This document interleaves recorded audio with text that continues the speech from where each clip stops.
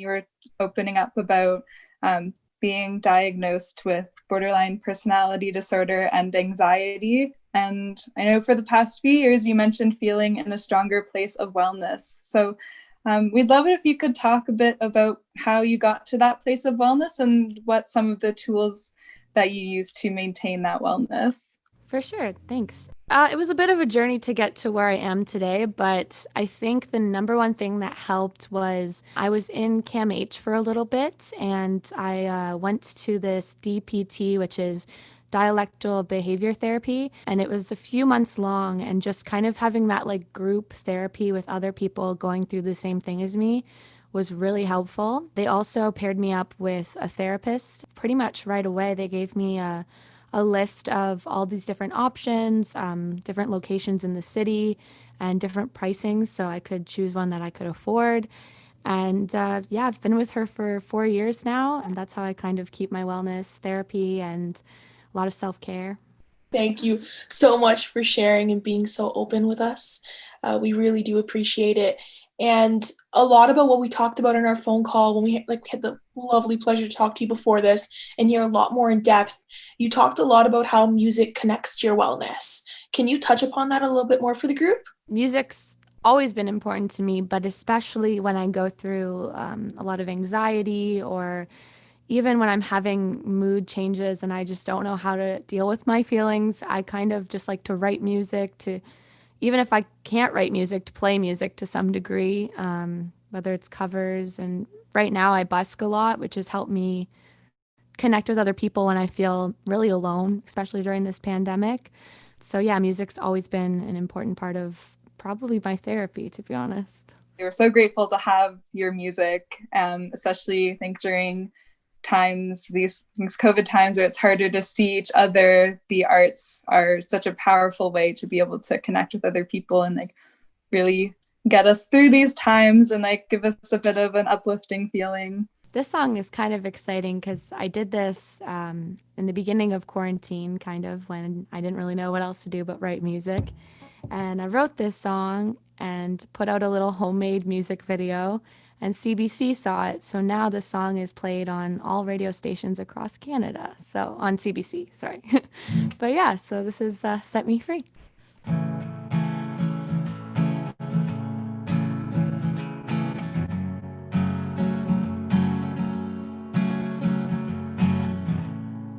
How you holding up? I hope you're doing fine.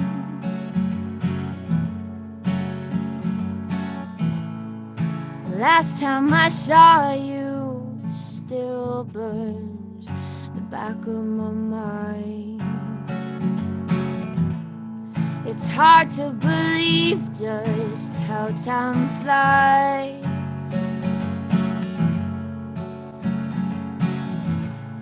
It's hard to find a purpose when you're not there in my life. 'Cause you're all that I want, and you're all that I need. And I'm stuck at the bottom, and there's no room to breathe. And I know it's a curse, loving you is the worst thing for me. So please, just set me free. 'Cause you're all that I want, and you're all that I need. Then I'm stuck at the bottom, and there's no room to breathe. And I know it's a curse, loving you is the worst thing for me. So please, just set me free. So please, just set me free.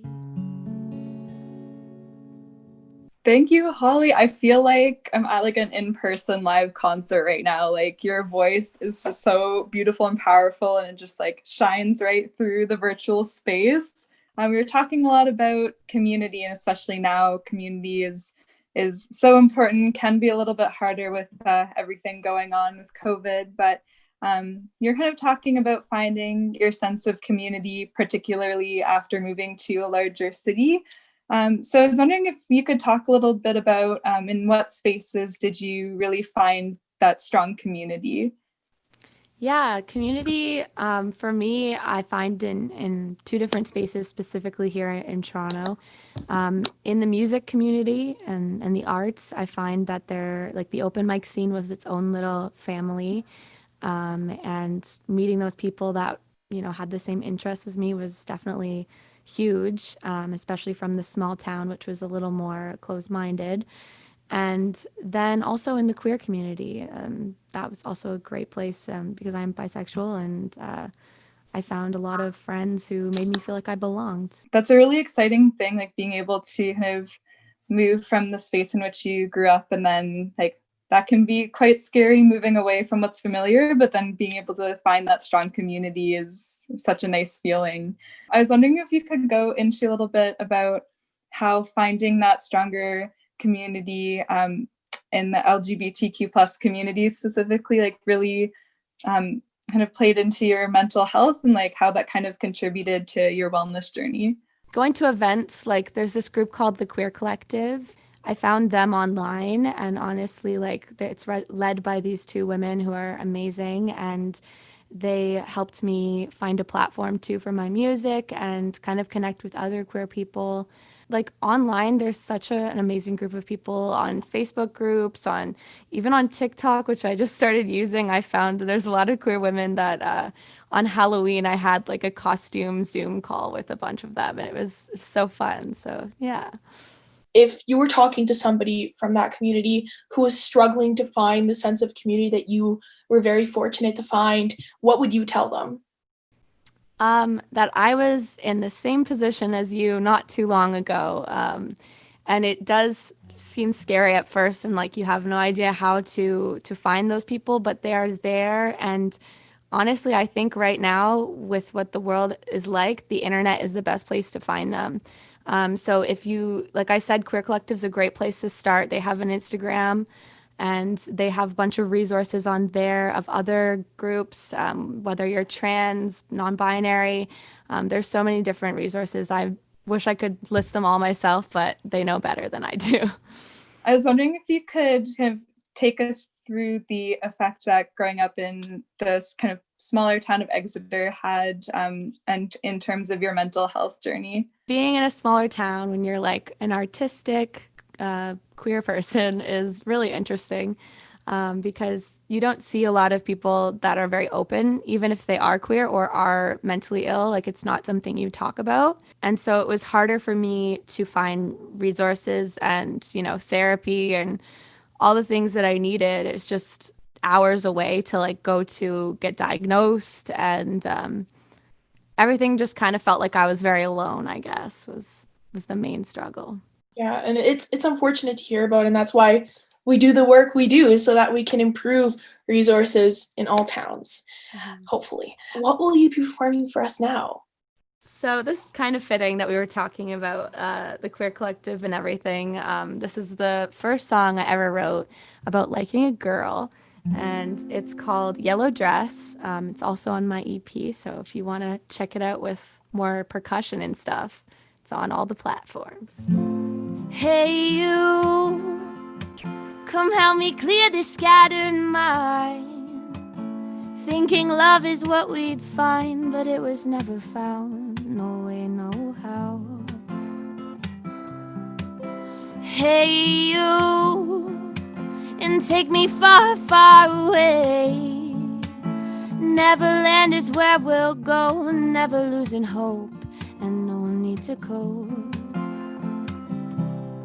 She smells like flowers that are drenched in red. We talk for hours and my mind's a mess. Said it's okay, why am I feeling this? Falling for the girl in the yellow dress. She got angel kisses below her eyes. Can't help but stare, I'm mesmerized. She said it's okay, why do I change my mind? Falling for a girl that can't be mine. yellow dress, oh, the yellow dress.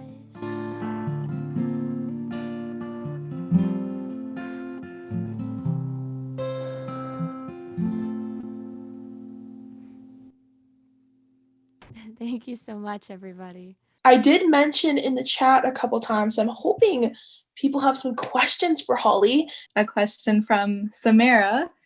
Hey, Holly, love the music so much. I was wondering what's been helping you through the pandemic in regards to mental health resources.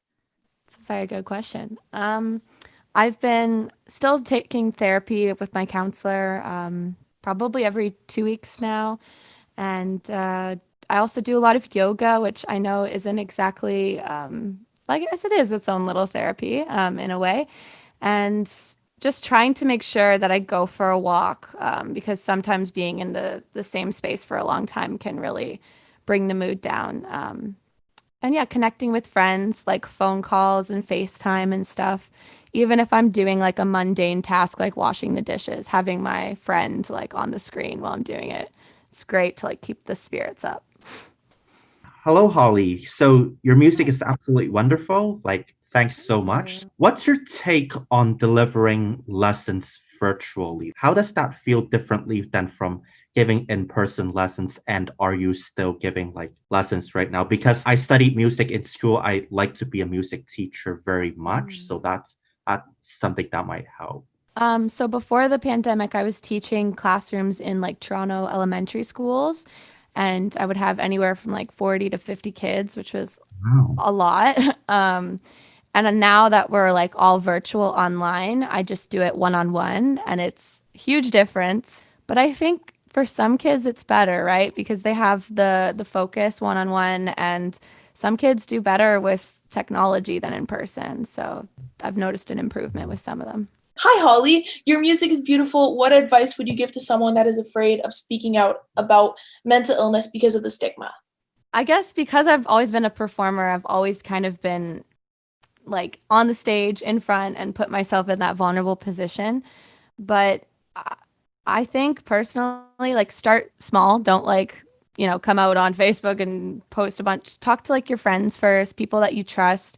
And I don't know, like I made a Facebook Live video a couple years ago and just kind of, I wanted to reach out to people who might have thought there's this stigma. And I didn't get much backlash. I got a lot of supportive people. I was surprised with the response. And Monica asked, if you feel comfortable sharing, what are you doing in therapy that is improving your mental health?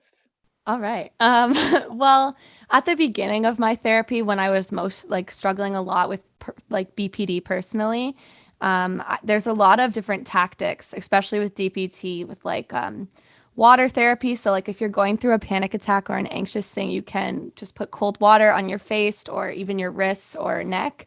And that changes the chemistry in your body, which makes you think about that instead of, panicking. It really helps with me, at least. There's a lot of things. I really recommend looking up DPT because there's a lot of great tools in that toolkit. And then, yeah, just talking about my daily things, even if it doesn't seem like a really big thing, having a therapist there to just let it all out it's such a great thing. My favorite thing that I talk about, and I enforce it so much, is the fact that what may work for you is not going to work for me. And it's so important that you find what works for you, and what you may be going through right now that's supporting you may not work for the next person. And I do appreciate that you mentioned like do your research and find what works best for you. I think that's super important. And I think that everyone here, if you've seen the Jack Talk, little simple little plug right there, you could go check out the virtual Jack Talk, which I star in, if I do say so myself. I think it's a really, really cool tool to talk about where you can start searching up your own self-care. And if therapy is something that you want to reach out to, that's also a great thing you can look at online as well. It's it can be a very sensitive thing to like directly approach someone about their own mental health. Because if someone's really struggling, that can be really intimidating sometimes. But to just let people know that you're there for them, I think that's the number one important thing, to let them know they're not alone. Don't force anything. Don't try and get them to share like their whole life story if they don't want to. for me, when I needed help, I just wanted to know that there were people there for me and that they cared about me.